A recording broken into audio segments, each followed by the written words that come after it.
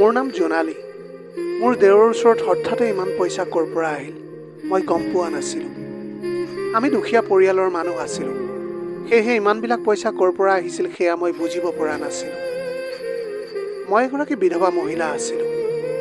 কেইবছৰমান আগতে মোৰ স্বামীৰ মৃত্যু হৈছে আৰু মোৰ আগে পিছে এতিয়াও কোনোৱেই নাছিল। স্বামী ঢুকাই যোৱাৰ পাছত মোৰ 8 বছৰীয়া ল'ৰাটোৰ সৈতে মই বসবাস কৰি আছোঁ। মোৰ বিয়াখন খুব কম বয়সতে হৈছিলে আৰু বৰ্তমান মোৰ বয়স হৈছে 28 বছৰ। স্বামীৰ মৃত্যুৰ পিছত মোৰ নিজৰ মানুহ বুলিবলৈ একমাত্ৰ মোৰ দেউৰজন আছিল। মোৰ মাৰ ঘৰত অকল মোৰ মায়ে আছিল আৰু তেওঁ মোৰ বিয়াৰ এবছৰ পিছতে এই পৃথিৱীৰ পৰা গুচি গৈছিলে। বাকী কোনো সম্পৰ্কীয়ৰ পৰা মই কোনো আশা কৰা নাছিলোঁ যে তেওঁলোকে মোৰ আৰু মোৰ সন্তানক কিবা এটা আশ্ৰয় দিব। সেইকাৰণে মই দেউৰৰ লগত থকাটো সিদ্ধান্ত কৰিছিলোঁ। মোৰ দূৰ সম্পৰ্কীয়সকলে আহি মোক বুজাবলৈ ধৰিলে যে দেউৰ তোমাৰ কাৰণে পৰপুৰুষ আৰু মই তেওঁৰ লগত একেটা ঘৰতে থাকিব নালাগে। তেতিয়া মই তেওঁলোকক কৈছিলোঁ যে ঠিক আছে, আপোনালোকে মোক আপোনাৰ ঘৰতে ৰাখক। সেই কথা শুনাৰ লগে লগে তেওঁলোকে মনে মনে থাকিছিল। আজিৰ দিনত কোনেও কাৰোৰ বুজা ল'বলৈ নাহে, কিন্তু মোৰ দেউৰে মোক প্ৰতিশ্ৰুতি দিছিল যে তেওঁ মোৰ আৰু মোৰ ল'ৰাটোৰ চোৱা চিতা কৰিব। আমাক ওচৰৰ মানুহ সম্পৰ্কীয় সকলোৱে বৰ আমনি কৰিলে যে আমি এটা ঘৰত থকাটো ভাল কথা হোৱা নাই বুলি, কিন্তু তাৰ পৰিৱৰ্তে কোনেও মোক তেওঁলোকৰ ঘৰত ৰাখিবলৈ অমান্তি হৈছিল। মই এতিয়া বুজি পাইছিলোঁ যে মানুহে মাত্ৰ সমালোচনা কৰিহে ভাল পায়। তেওঁলোকৰ যদি সঁচাকৈ মোলৈ মৰম আছিল তেনেহ'লে তেওঁলোকে মোক নিশ্চয় আশ্ৰয় দিবলৈ পাৰিলেহেঁতেন, কিন্তু তেওঁলোকৰ সেই কথাটোত কোনো গুৰুত্ব নাছিলে আৰু তেওঁলোকৰ উদ্দেশ্য মাত্ৰ মোক আমনি কৰাহে আছিলে। তাৰপিছত মই এনেকৈ বেলেগ এঠাইত থকাৰ সিদ্ধান্ত ল'লোঁ। মোৰ দেউৰে ক'লে যে সেই ঠাইখিনিৰ পৰিৱেশটো ভাল নহয়। মই সেই ঠাইখিনিত ঘটা বহুত ঘটনাৰ বিষয়ে শুনিছোঁ। তাত মহিলাক বেয়া কামত ব্যৱহাৰ কৰা হয়। আপুনি মোৰ দাদাৰ সন্মান আৰু মোৰো সন্মান। আপোনাক তাত থকাৰ অনুমতি মই একেবাৰে দিব নোৱাৰোঁ। মোৰ ভতিজা মোৰ দাদাৰ একমাত্ৰ অংগ আৰু এতিয়া তাৰ দায়িত্বটো মোৰেই ওপৰত ন্যস্ত আছে।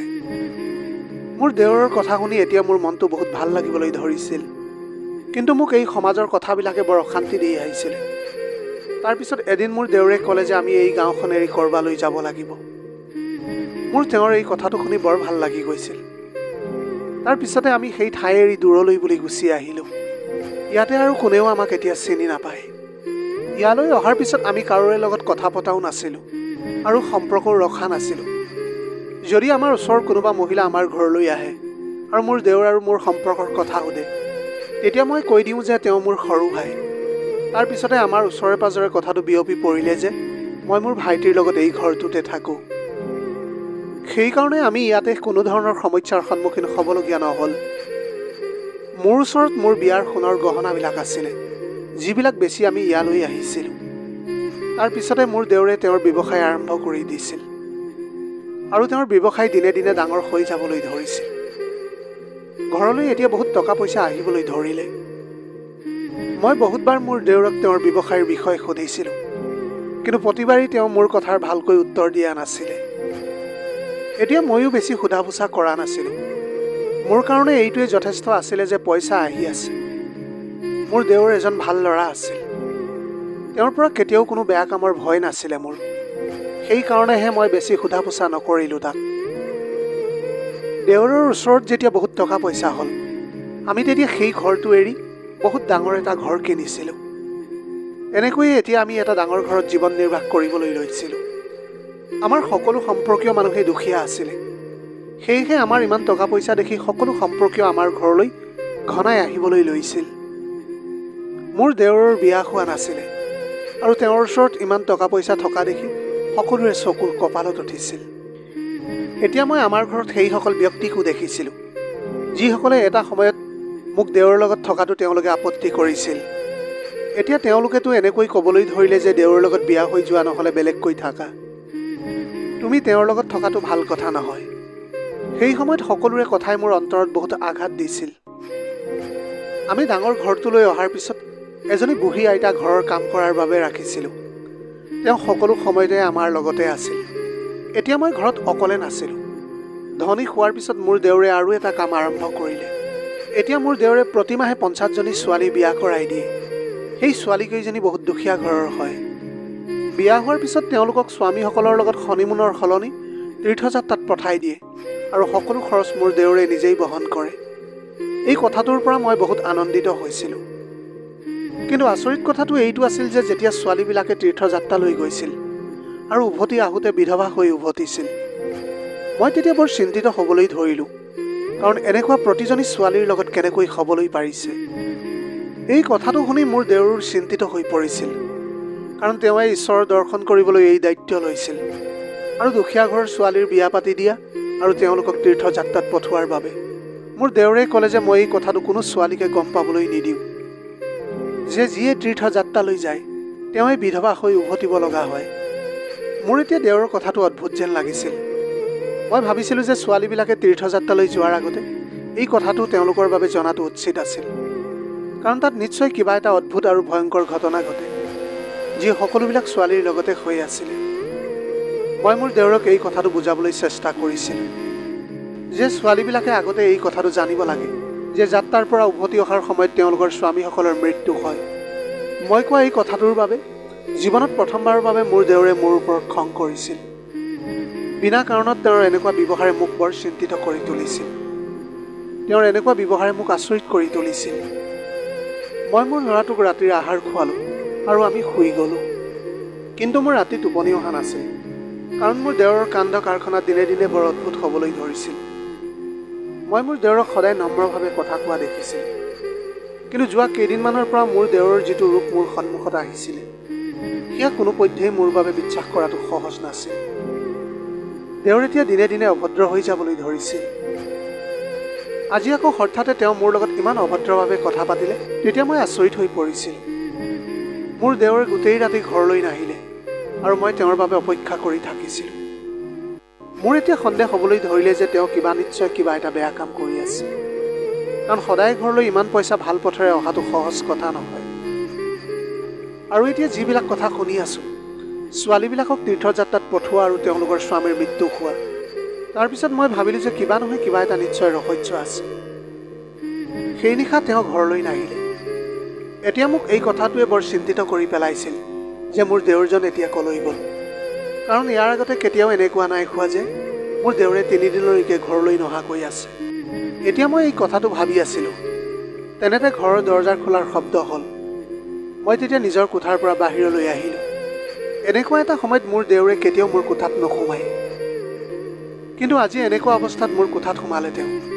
সেয়া দেখি মই আচৰিত হৈ পৰিছিলোঁ, কাৰণ মোৰ দেউৰে মদৰ নিচাত মাতাল হৈ আছিল। মই আজিলৈকে মোৰ দেউৰক কোনো বেয়া কামত হাত লগোৱা দেখা নাছিলোঁ।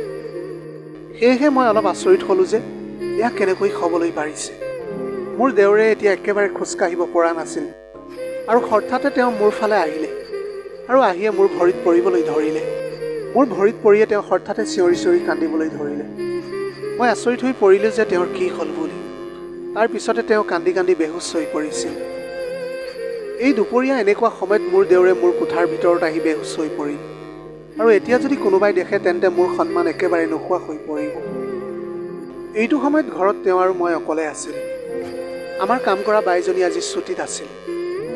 এতিয়া মই ভাবি পোৱা নাছিলোঁ যে এতিয়া মই তেওঁক কেনেকৈ মোৰ কোঠাৰ পৰা তেওঁৰ কোঠালৈ লৈ যাওঁ, কিন্তু এতিয়া যিকোনো প্ৰকাৰে মই তেওঁক মোৰ কোঠাৰ পৰা বাহিৰলৈ নিবই লাগিব।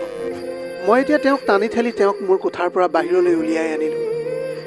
তেওঁ এজন সুঠাম ডেকা ল'ৰা আছিল, আৰু মোৰ দৰে দুৰ্বল মহিলা এজনীৰ কাৰণে এই কামটো সহজ নাছিল।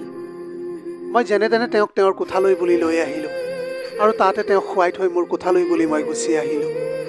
এতিয়া মোৰ ল'ৰাৰ স্কুলৰ ছুটিৰ টাইমো হৈছিল, আৰু মই তাক আনিবলৈ যাবলৈ আছিলে।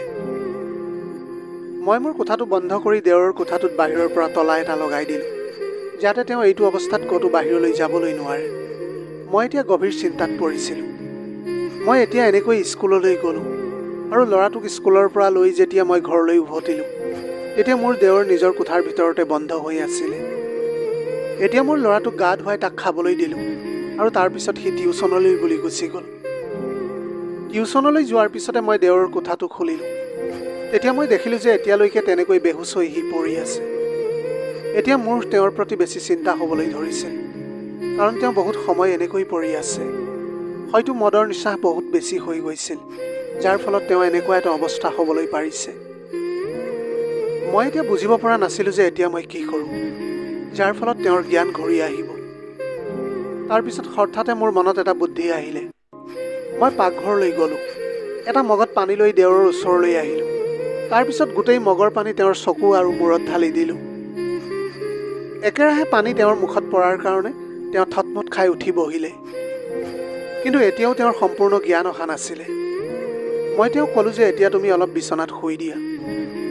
যেতিয়া তোমাৰ ভালকৈ জ্ঞান আহিব তেতিয়া মই তোমাৰ লগত কথা পাতিম। মোৰ দেওৰৰ সঁচাকৈ চাগৈ ভালকৈ জ্ঞান অহা নাছিলে। সেয়েহে তেওঁ মূৰটো জোকাৰি বিচনাৰ ফালে গুচি গ'ল।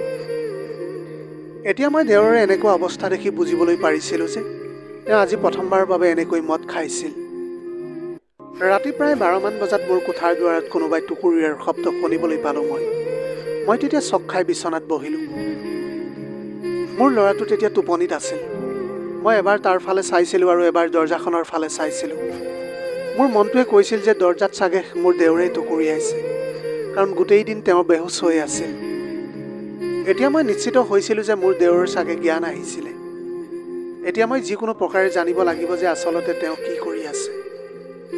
মই লাহেকৈ মোৰ ল'ৰাই সাৰ নোপোৱাকৈ বিচনাৰ পৰা নামিলোঁ আৰু লাহে লাহে গৈ দৰজাৰ ওচৰ পালোঁগৈ। লাহে লাহে দৰজাখন খুলি দেখিলোঁ যে মোৰ দেওৰ বাহিৰত থিয় হৈ আছে। কিন্তু এতিয়া তেওঁ দুপৰীয়াতকৈ সম্পূৰ্ণ বেলেগ এটা ৰূপত আছিল। এতিয়া তেওঁ মোৰ চকুত চকু মিলাব পৰা নাছিলে। তেওঁৰ চুলিখিনি তিতি আছিলে। হয়তো তেওঁ গা ধুই আহিছে। হয়তো তেওঁ লাজতে সেইবাবে তলমূৰ কৰি আছিল। কিন্তু মই এই কথাটো জানিব বিচাৰিছিলোঁ যে আজি তেওঁ ইমান বেয়া কাম কিয় কৰিলে।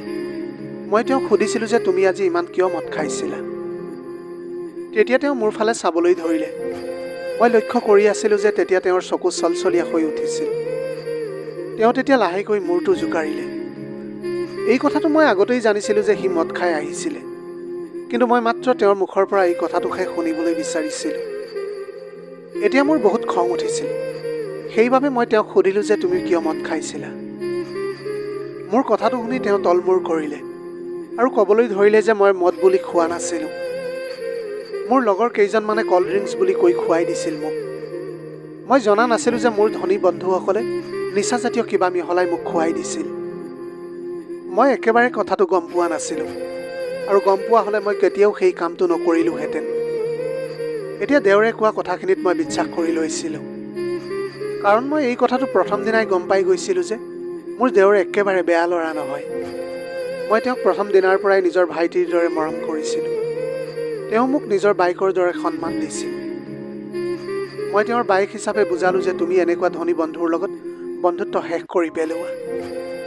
কিন্তু তেওঁ মোৰ এই কথাটো শুনি হঠাতে তেওঁৰ মূৰটো তুলি মোৰ ফালে এনেকুৱা চাৱনিৰে চালে, মই এক মুহূৰ্তৰ কাৰণে ভয় খাই গ'লোঁ। তাৰপিছত যেতিয়া মোক ক'বলৈ ধৰিলে, তেতিয়া তেওঁৰ মুখৰ সেই কথাই মোক আচৰিত কৰি তুলিছিল। এতিয়া মোক তাৰ নিজৰ কথাষাৰ শেষ কৰি সি তাৰ পৰা গুচি গৈছিল। যাওঁতে তেওঁ মোক এইটোও কৈ গ'ল যে এতিয়া মই প্ৰায় এসপ্তাহ ঘৰলৈ আহিবলৈ নোৱাৰিম। এটা সপ্তাহৰ ভিতৰত তেওঁ এটা ডাঙৰ কাম পাইছে, যিটো তেওঁ সম্পূৰ্ণ কৰিব লাগিব। মই তেওঁক সুধিবলৈ বিচাৰিছিলোঁ যে আচলতে তেওঁ কি কাম কৰে, যাৰ পৰা তেওঁ ইমান উপাৰ্জন কৰিবলৈ পাৰিছে, আৰু সেয়া কি কাম যিটো তেওঁ এসপ্তাহতে সম্পূৰ্ণ কৰিবলৈ লাগে। কিন্তু মোৰ কথা শুনাৰ লগে লগে নিজৰ কথা কৈ তাৰ পৰা সি ওলাই গৈছিল। তেওঁ কৈ যোৱা কথাই মোক বৰ চিন্তাত পেলালে, কাৰণ যোৱাৰ সময়ত সি কৈ গৈছিল যে তেওঁৰ ধনী বন্ধুসকলৰ কাৰণেইতো তেওঁলোকৰ ঘৰলৈ ইমান টকা পইচা আহি আছে। তেওঁৰ ধনী বন্ধুসকলেইতো তেওঁক এইবিলাক কাম কৰিবলৈ কৈছিলে, যাৰ পৰা তেওঁ কেইমাহমানৰ ভিতৰতে বহুত ধনী হৈ গৈছিল।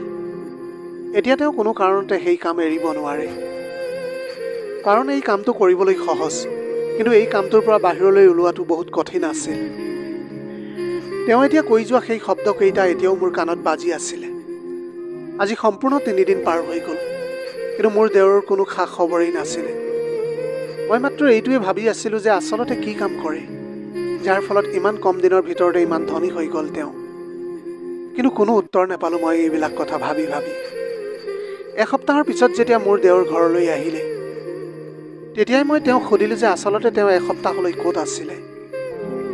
তেতিয়া তেওঁ ক'লে যে তেওঁ এসপ্তাহৰ কাৰণে ডুবাইলৈ গৈছিল। তেওঁৰ এই কথা শুনি মই চক খাই উঠিলোঁ, কাৰণ তেওঁ মোক এই কথাটো কোৱাই নাছিলে যে তেওঁ বাহিৰলৈ যাব। মই অনুমান কৰিছিলোঁ যে প্ৰথমবাৰৰ বাবে চাগে তেওঁ বিদেশলৈ গৈছিল, কাৰণ আগতেতো তেওঁ নিজৰ চহৰতে থাকি সকলো কাম কৰিছিল। আগতে কেতিয়াবা বেলেগ চহৰলৈ গ'লেও মোক কৈ গৈছিল যে তেওঁ বেলেগ চহৰলৈ তেওঁ কামৰ বাবে যাব। কিন্তু আজি তেওঁ মোক যি ক'লে সেয়া শুনি মই আচৰিত হৈ ৰ'লোঁ, কাৰণ বিদেশলৈ যোৱাটো ইমান সহজ কামো নহয়। তেতিয়া মই তেওঁক সুধিলোঁ, বাৰু ডুবাইত এসপ্তাহলৈকে কি কৰি আছিলা তুমি? এই কথাটো শুনি তেওঁ এডাল ধুনীয়া সোণৰ হাৰ মোৰ সন্মুখত উলিয়াই দিলে, যিটো দেখি মোৰ চকু উজ্বলি উঠিছিল। কাৰণ ৰাতি এইটো সময়ত লাইটৰ পোহৰত সেই সোণৰ হাৰডাল জিলিকি আছিল। সেই হাৰ দেখিলেই গম পোৱা গৈছিল যে সেইডাল বহুত দামী আছিল। মই মোৰ দেউৰক সুধিলোঁ, এইডাল তেওঁ ক'ৰ পৰা আনিছে? তেতিয়া তেওঁ ক'লে যে ডুবাইৰ শ্বেখে তেওঁক এইডাল উপহাৰ হিচাপে দিছে। মই তেওঁৰ এই কথাটো শুনি আচৰিত হ'লোঁ যে কোনোবাই ইমান দামী উপহাৰ বিনা কাৰণত কিয় দিব। মই তাৰ কাৰণ সোধাত সি ক'লে যে আপুনি মাত্ৰ আম খাওক, গুটি হিচাপ কৰাৰ দৰকাৰ নাই। এতিয়া মই এই সোণৰ হাৰডাল আপোনাৰ কাৰণেই আনিছোঁ, সেয়েহে এইটোৱে ভাল হ'ব যে আপুনি এয়া মোৰ ফালৰ পৰা উপহাৰ হিচাপে লওক। কিন্তু মই মোৰ দেউৰক মানা কৰি ক'লোঁ যে যেতিয়ালৈকে তুমি মোক নোকোৱা যে তুমি কি কাম কৰা, তেতিয়ালৈকে মই এই উপহাৰটো নাৰাখোঁ। মোৰ এই কথাত মোৰ দেউৰে মুখ ফুলাই সোণৰ হাৰডাল লৈ তাৰ পৰা গুচি গ'ল। মই এতিয়া সত্য কথাটো জানিবলৈ বিচাৰিছিলোঁ, আচলতে কথাটো কি। সময় লাহে লাহে পাৰ হৈ গৈছিল আৰু তেওঁৰ এই সকলোবিলাক কথা এবছৰ পাৰ হৈ গ'ল। এতিয়া এনেকৈ প্ৰায় মোৰ দেউৰে বিদেশলৈ যাবলৈ ধৰিছিল। কেতিয়াবা যদি ডুবাইলৈ গৈছিল, কেতিয়াবা আন ঠাইলৈ গৈছিল। যেতিয়াই মই সোধোঁ তেতিয়াই মোক কয় যে আপুনি বেছি চিন্তা নকৰিব, আপোনাৰ প্ৰয়োজনীয় সকলো বস্তু ঘৰত বহি বহিয়ে পাই থাকিব। এদিন তেওঁ মোক ক'লে যে তেওঁ ডুবাইলৈ যাব। মোৰ কিবা এটা সন্দেহ জাগিছিল যে তেওঁ ডুবাইলৈ নহয় অন্য ক'ৰবালৈহে যাব। সেইবাবে মই তেওঁক জিদ কৰিবলৈ ধৰিলোঁ যে মইতো বিধৱা, মোকো তীৰ্থযাত্ৰালৈ পঠিয়াই দিয়া। প্ৰথমে তেওঁ মোৰ কথাটো শুনি আচৰিত হৈ পৰিল। তাৰপিছত তেওঁ মোৰ কথাত মূৰ জোকাৰি হ'ব বুলি ক'লে। কিন্তু হয়তো তেওঁ পাহৰি গৈছিল যে তেওঁ মোক অকলে পঠিয়াব লাগিছিল। কিন্তু আচলতে মই সেই ছোৱালীকেইজনীৰ লগতহে তীৰ্থযাত্ৰালৈ গৈছিলোঁ। তাৰপিছত তীৰ্থযাত্ৰালৈ বুলি গৈ পাই যি দেখিলোঁ, সেয়া দেখি মোৰ ভৰিৰ তলৰ মাটি খহি যোৱা যেন অনুভৱ হৈছিল। কাৰণ মই এতিয়া গম পাইছিলোঁ যে মই কোনো তীৰ্থস্থানলৈ বুলি যোৱা নাই। মই সেই ছোৱালীকেইজনীৰ লগত ডুবাইলৈহে গৈছিলোঁ। কিন্তু মোৰ দেউৰে মোক তাত দেখা পালে। দেখাৰ লগে লগে মোক তাৰ পৰা উলিয়াই লৈ আহি উভতাই পঠিয়াই ক'লে যে মই কেইদিনমান ইয়াতে থাকিম আৰু ঘৰলৈ গৈ মই আপোনাক সকলো ক'ম কি হৈ আছে ইয়াত। তাৰপিছত মই ঘৰলৈ গুচি আহিলোঁ। ঘৰলৈ অহাৰ 2 দিন হৈছিলেহে তেনেতে এদিন আমাৰ ঘৰৰ বেল বাজিলে। তেতিয়া মই আচৰিত হ'লোঁ যে এনেকুৱা সময়ততো আমাৰ ঘৰলৈ কোনোৱেই নাহে। মই দৰজা খুলিলোঁ আৰু সন্মুখত যি দেখিলোঁ সেয়া দেখি মই ভয় খাই গ'লোঁ আৰু মই চিঞৰিবলৈ ধৰিছিলোঁ। কাৰণ মোৰ সন্মুখত মোৰ দেউৰে তেজেৰে লুতুৰি পুতুৰি হৈ থিয় হৈ আছিল। তেওঁৰ মুখতো তেজ বৈ আহিছিল আৰু মূৰৰ পৰা টোপ টোপকৈ তেজ বৈ আহিবলৈ ধৰিছিল। মই লগে লগে গোটেই দৰজাখন খুলি দিলোঁ। তেতিয়া তেওঁ লেঙেৰাই লেঙেৰাই খোজকাঢ়ি ভিতৰলৈ আহিলে। মই ডাক্তৰলৈ ফোন কৰিলোঁ আৰু কেইমিনিটমান পিছতে ডাক্তৰ আহি পাইছিলহি। ডাক্তৰে তেওঁৰ আঘাতবিলাক চাফা কৰি বেণ্ডেজ কৰি দিলে আৰু টোপনিৰ দৰৱ দি তেওঁক শুৱাই থৈ গুচি গ'ল। ইফালে মই ঘটনাটো কি হৈছিল তাৰ চিন্তাতে দেউৰ ফালে চাই আছিলোঁ। পিছদিনা ৰাতিপুৱা যেতিয়া তেওঁ সাৰ পালে, তেতিয়া মই সুধিলোঁ যে এইবিলাক কি হ'ল? তুমিতো কেইদিনমান ঘৰলৈ নাহা বুলি কৈছিলা, তেন্তে হঠাতে এইটো অৱস্থাত তুমি কেনেকৈ ঘৰলৈ আহি পালাহি? তেতিয়া তেওঁ মোৰ ফালে মিচিকিয়াই হাঁহি ক'বলৈ ধৰিলে, বেয়া কৰ্মৰ ফল সদায় বেয়াই হয়। মই বেয়া ৰাস্তাত চলিবলৈ লৈছিলোঁ আৰু তাৰ সেইবাবে শাস্তি পাইছিলোঁ। এতিয়া মই ঈশ্বৰক এইটোৱে প্ৰাৰ্থনা কৰিছিলোঁ যে মোৰ পাপৰ শাস্তি যেন মই এইখন পৃথিৱীতে পাওঁ, কাৰণ এই পৃথিৱীত শাস্তি বহুত ভয়ানক হয়। তেওঁ তেতিয়া কান্দি কান্দি ক'বলৈ ধৰিছিল। তাৰপিছত মই সুধিলোঁ যে কি বেয়া কাম কৰিবলৈ লৈছিলা তুমি? তেতিয়া তেওঁ ক'লে যে মই ছোৱালীবিলাকৰ বিয়া পাতি দিয়া নাছিলোঁ। মই ডুবাইৰ এটা গেঙৰ কাৰণে কাম কৰিছিলোঁ। মই ছোৱালীবিলাকক বিয়াৰ জালত ফচাই ডুবাইলৈ লৈ গৈছিলোঁ আৰু তেওঁলোকৰ স্বামীবিলাক আমাৰ গেঙৰেই হয়। ডুবাই গৈ পোৱাৰ পিছত ছোৱালীবিলাকক বিক্ৰী কৰি দিয়া হৈছিলে আৰু এসপ্তাহমান তেওঁলোকক ব্যৱহাৰ কৰি এইটো কৈ ঘৰলৈ পঠিয়াই দিয়া হৈছিল যে তেওঁলোকৰ স্বামীৰ এক্সিডেণ্টত মৃত্যু হৈছে বুলি। কাৰণ ছোৱালীবিলাকে ভালকৈ দেখাই নাছিল যে তেওঁলোকৰ বিয়া আচলতে কাৰ লগত হৈছিল। সেই সকলোবিলাকৰ মাষ্টাৰ মাইণ্ড আছিল ডুবাইৰ ডন। তেওঁ ছোৱালীবিলাকক বিক্ৰী কৰিছিল, তাৰ ফলত তেওঁ বহুত টকা পাইছিল। এইবিলাক কামৰ কাৰণে বেলেগ বেলেগ দেশৰ পৰা ছোৱালীৰ বন্দোবস্ত কৰা হৈছিল। তেনেদৰে আমাৰ চহৰৰ পৰা মই আৰু মোৰ ধনী বন্ধু কেইজনে সেই দুখীয়া ছোৱালীবিলাকক বিয়াৰ প্ৰলোভন দি ডুবাইলৈ পঠিয়াই দিছিলোঁ। তাত এতিয়া ছোৱালীবিলাকৰ লগত কি হয় তেওঁলোকে নিজেই বুজি পোৱা নাছিল। কাৰণ তেওঁলোকে যাৰ লগত তাত থাকে তেওঁলোকৰ এনেকুৱা লাগে যেন সেইসকলেই তেওঁলোকৰ স্বামী। আচলতে সেইসকলৰ তাত তেওঁলোকক বিক্ৰী কৰি দিয়া হয়। এতিয়া মই এই কথাটো অনুভৱ কৰিবলৈ পাৰিছিলোঁ যে মই বহুত ডাঙৰ এটা ভুল কাম কৰি আছোঁ। সেইকাৰণে মই ছোৱালীকেইজনীৰ ওচৰত ক্ষমা বিচাৰিছিলোঁ আৰু ডুবাইৰ ডনক মানা কৰি দিছিলোঁ যে মই আৰু এতিয়াৰ পৰা এই কাম নকৰোঁ আৰু মই তাৰ পৰা গুচি আহিছিলোঁ। কিন্তু তেতিয়াই তেওঁৰ মানুহ পঠিয়াই মোক আক্ৰমণ কৰিলে আৰু মোক মাৰি পেলাবলৈ চেষ্টা কৰিছিল। যেনে তেনেহে মই তাৰ পৰা বাচি আহিলোঁ। মোৰ দেৱৰৰ কথাবিলাক শুনি এতিয়া তেওঁৰ প্ৰতি মোৰ ঘৃণা উপজিছিল। কাৰণ তেওঁ এজনী দুজনী নহয়, বহুতজনী ছোৱালীৰ জীৱন ধ্বংস কৰিলে। এতিয়া মই তেওঁক ক্ষমা কৰাৰ কোনো প্ৰশ্নই অহা নাছিল। মই লগে লগে পুলিচলৈ ফোন কৰিলোঁ আৰু তেওঁক পুলিচৰ হাতত গতাই দিলোঁ। এতিয়া তেওঁৰ আজীৱন কাৰাদণ্ড হ'ল। মই সেই ঘৰটোৰ পৰা গুচি আহিলোঁ কাৰণ সেয়া কষ্টৰে উপাৰ্জিত ধনেৰে কিনা ঘৰ নাছিল। বেয়া কৰ্মৰ ফল সদায় বেয়াই হয়। প্ৰিয় দৰ্শক, এয়াই আছিল আজিৰ কাহিনীৰ ভাগ। আজিৰ ভিডিঅ'টি কেনেকুৱা লাগিলে জনাব। যদি ভাল লাগিল তেনেহ'লে লগৰ বন্ধু বান্ধৱীসকলৰ মাজত শ্বেয়াৰ কৰিবলৈ নাপাহৰিব। আপোনালোকৰ গোটেই জীৱনটো হাঁহিৰে উপচি পৰক। পাৰিলে দুখীয়াজনক অলপ সহায় কৰিবলৈ চেষ্টা কৰিব। আপোনালোকৰ অকণমান সঁহাৰিয়ে যদি কোনোবা এজন দুখীয়াৰ জীৱনটো সলনি কৰিব পাৰে, তাতকৈ পুণ্যৰ কাম আৰু এই পৃথিৱীত একোৱেই হ'ব নোৱাৰে। Have a nice day.